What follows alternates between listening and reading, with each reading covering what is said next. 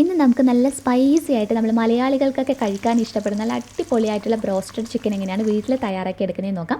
ഈ ഒരു റെസിപ്പിയുടെ പ്രത്യേകത പുറത്തുനിന്ന് കാര്യമായിട്ടുള്ള ഫ്ലേവറും കാര്യങ്ങളും ഒന്നും തന്നെ വാങ്ങിക്കേണ്ട ആവശ്യമില്ല. വീട്ടിലുള്ള ചേരുവകൾ ഉപയോഗിച്ചിട്ട് ഏറ്റവും ടേസ്റ്റി ആയിട്ട് കടകളിലേക്കാൾ രുചിയിൽ നമുക്ക് തയ്യാറാക്കി എടുക്കാം. അപ്പോൾ റെസിപ്പി ഇഷ്ടപ്പെടുവാണെങ്കിൽ ലൈക്ക് ചെയ്യുക. ചാനൽ ആരെങ്കിലും പുതിയതായിട്ട് കാണുവാണെങ്കിൽ ഒന്ന് സബ്സ്ക്രൈബ് ചെയ്തിട്ട് ആ ബെല്ലൈക്കണിൽ കൂടെ ഒന്ന് ക്ലിക്ക് ചെയ്യുക കേട്ടോ. അപ്പോൾ നമുക്ക് പെട്ടെന്ന് തന്നെ ഇതെങ്ങനെയാണ് തയ്യാറാക്കി എടുക്കുന്നതെന്ന് നോക്കാം. ഒരു മിക്സിയുടെ ജാറിനകത്തോട്ടേക്ക് 1 ടീസ്പൂൺ മുഴുവനായിട്ട് മുളക് പൊടി, ഇത് പിരിയൻ മുളകും സാധാരണ മുളകും ഒന്നിച്ച് പൊടിച്ചതാണ്. 1 ടീസ്പൂൺ മുഴുവനായിട്ട് കുരുമുളക് പൊടി ചേർക്കാം. പിന്നെ ഒരു 1/4 ടീസ്പൂൺ അളവിൽ മഞ്ഞൾപ്പൊടി. പിന്നെ ഒരു ഫ്ലേവറിന് മാത്രം ഒരു 1/4 ടീസ്പൂൺ തന്നെ മതി. 1/4 ടീസ്പൂൺ തന്നെ മുഴുവൻ വേണമെന്നില്ല. മല്ലിപ്പൊടിയാണ് ചേർത്ത് കൊടുക്കുന്നത്. അളവ് ഒരിക്കലും കൂടി പോകരുത്. 1/2 ടീസ്പൂൺ അളവിൽ ഗരം മസാല പൗഡർ ചേർത്ത് കൊടുക്കാം. പിന്നെ ഒരു 2 പിഞ്ച് കറി ജീരകം അഥവാ ചെറിയ ജീരകത്തിൻ്റെ പൊടി, നല്ലൊരു ഫ്ലേവർ കിട്ടാനാണ്.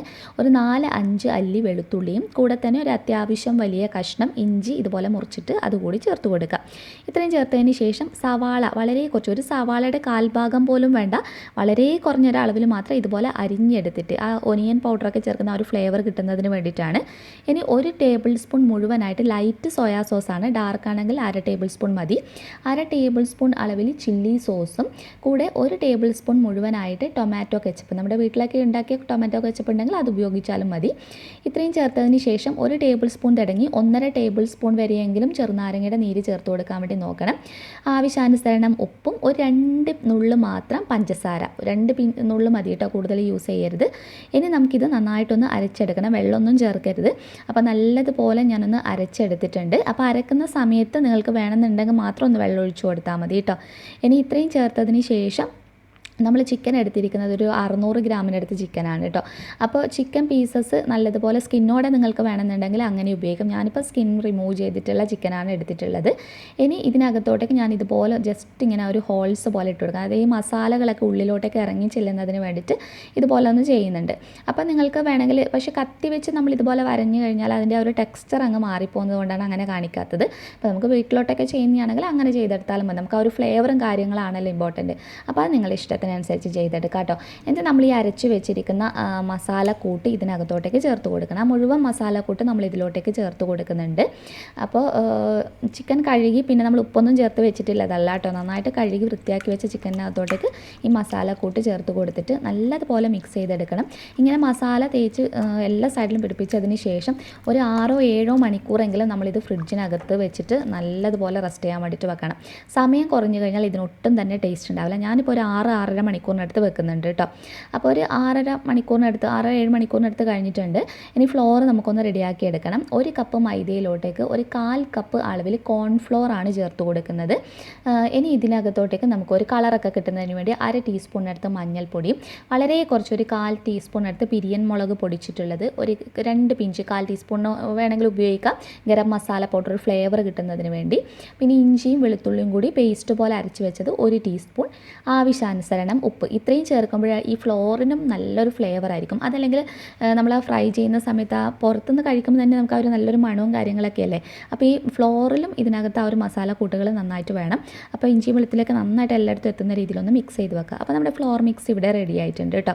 അപ്പോൾ നമ്മൾ ചിക്കൻ ഇപ്പം കറക്റ്റ് ഞാൻ പറഞ്ഞല്ലോ ഒരു 7 മണിക്കൂറിനടുത്ത് ഞാൻ ഫ്രിഡ്ജിനകത്ത് വെച്ചിട്ട് നല്ലതുപോലെ തണുപ്പിച്ചെടുത്തിട്ടുള്ളതാണ്.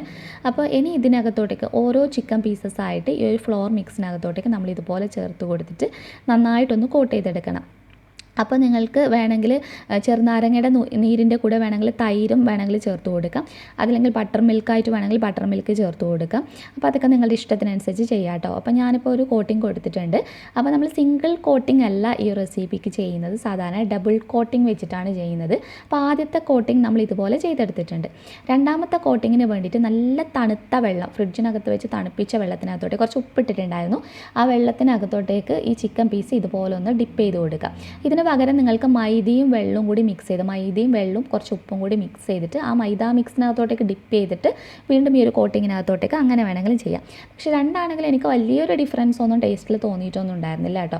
അപ്പോൾ നിങ്ങൾക്ക് അങ്ങനെയാണ് വെള്ളത്തിനകത്ത് ഡിപ്പ് ചെയ്യാൻ താല്പര്യമില്ല, മസാലയുടെ ടേസ്റ്റ് പോകുന്നൊക്കെ ഒരു ടെൻഷനൊക്കെ ഉണ്ടെങ്കിൽ മൈദയും വെള്ളവും കൂടി മിക്സ് ചെയ്തിട്ട് ആ ഒരു മിക്സിനകത്തോട്ടേക്ക് ഡിപ്പ് ചെയ്ത് കൊടുത്താൽ മതി. എങ്ങനെയാണെങ്കിലും നമ്മൾ ഡബിൾ കോട്ടിങ് ചെയ്യുമ്പോഴാണ് ഒന്നുകൂടി പെർഫെക്ഷൻ. ഇതിവിടെ റെഡി ആയിട്ടുണ്ട്. ഇനി ഒരു പാത്രത്തിനകത്തോട്ടേക്ക് എണ്ണ ഒഴിച്ചു കൊടുക്കാം. ഈ ഒരു റെസിപ്പിക്ക് വേണ്ടി നമ്മൾ ഒരിക്കലും ഒരിക്കലും വെളിച്ചെണ്ണ ഉപയോഗിക്കരുത്. വെളിച്ചെണ്ണയ്ക്ക് പകരം നമ്മൾ സൺഫ്ലവർ ഓയിൽ, അധികം മണം വരാത്ത ഏതെങ്കിലും ഓയിൽ ഉപയോഗിക്കാം. ഞാൻ സൺഫ്ലവർ ഓയിലാണ് യൂസ് ചെയ്തിട്ടുള്ളത്. സൺഫ്ലവർ ഓയിലോ കോൺ ഓയിലോ ഏത് വേണമെങ്കിലും ഉപയോഗിക്കാം. എണ്ണ നന്നായിട്ട് ചൂടാവണം. നല്ലതുപോലെ ചൂടായതിന് ശേഷം വേണം ചിക്കൻ പീസസ് ചേർത്ത് കൊടുക്കാൻ വേണ്ടിയിട്ട്. അതിനുശേഷം ഫ്ലെയിമിൻ്റെ കാര്യം പ്രത്യേകം ശ്രദ്ധിക്കുക. ഫ്ലെയിം എന്ന് പറയുന്നത് ഒരു ലോ ടു മീഡിയം ഫ്ലെയിം മതി. അതല്ലെങ്കിൽ ഈ പുറമേയുള്ള കോട്ടിംഗ് ഉള്ളത് കൊണ്ട് തന്നെ പുറംഭാഗം പെട്ടെന്ന് ക്രിസ്പി ആയിട്ട് വരികയും കളർ മാറി വരികയും ഉൾഭാഗത്തെ ചിക്കൻ ഒട്ടും തന്നെ കുക്കായിട്ടുണ്ടാവില്ല. നമുക്ക് ആ പുറത്തുനിന്നൊക്കെ വാങ്ങുന്ന ടെക്സ്റ്റും കാര്യങ്ങളൊക്കെ കിട്ടണമെന്നാണെങ്കിൽ ഒരു ലോ ടു മീഡിയം ഫ്ലെയിമിൽ ഇട്ട് സമയമെടുത്ത് കുക്ക് ചെയ്യണം. ഇത് നല്ല ടേസ്റ്റി ആയിട്ട് കിട്ടുന്നതിന് വേണ്ടിയിട്ട് നമ്മൾ മാരിനേഷൻ, അതായത് നമ്മൾ അരവ് പരട്ടി വെച്ചതിന് ശേഷം ഞാൻ പറഞ്ഞതുപോലെ ഒരു 6-7 മണിക്കൂറെങ്കിലും റെസ്റ്റ് ചെയ്യാൻ വേണ്ടിയിട്ട് വെക്കണം. ഇൻഗ്രീഡിയൻസ് ഒന്നും നമ്മൾ സ്കിപ്പ് ചെയ്യരുത്. അപ്പോൾ നമുക്ക് ഒരിക്കലും ആ ഒരു ഫ്ലേവറും കാര്യങ്ങളൊന്നും കിട്ടില്ല. പിന്നെ ഞാൻ പറഞ്ഞ ആ ഒരു കോട്ടിങ്ങിൻ്റെ കാര്യം, കോട്ടിങ്ങിനകത്ത് നിങ്ങൾക്ക് വേണമെങ്കിൽ മൈദ ബാറ്റർ, നമ്മൾ സാധാരണ മൈദ ബാറ്റർ ആക്കിയിട്ട് ഡിപ്പ് ചെയ്യാറുണ്ടല്ലോ, അങ്ങനെയാണ് ഇഷ്ടമെങ്കിൽ അങ്ങനെ കൂടി ചെയ്യാം. നല്ല ടേസ്റ്റാണ്, നല്ല സ്പൈസി ആയിട്ടുള്ളതാണ്. അപ്പോൾ അത്യാവശ്യം നല്ല സ്പൈസി ആയിട്ട് കഴിക്കുമ്പോഴാണ് നമ്മൾ മലയാളികൾക്ക് കൂടുതൽ കഴിക്കാൻ ഇഷ്ടമല്ലേ. അതുകൊണ്ടാണ് നമ്മൾ ആവശ്യാനുസരണം മുളക് പൊടിയും അതുപോലെ കുരുമുളക് പൊടിയും ഒക്കെ ചേർത്തിട്ടുള്ളത്.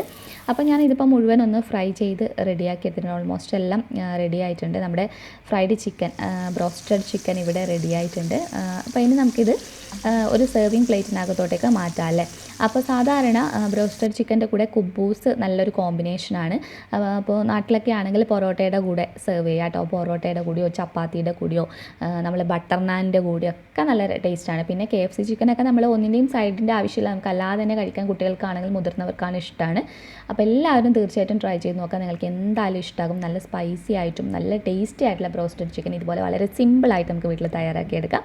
അപ്പോൾ നെക്സ്റ്റ് വീഡിയോയിൽ ഇനിയും നല്ല നല്ല വെറൈറ്റി ഡിഷസുമായി നമുക്ക് വീണ്ടും കാണാം. അതുവരെ ടേക്ക് കെയർ, ബൈ ബൈ.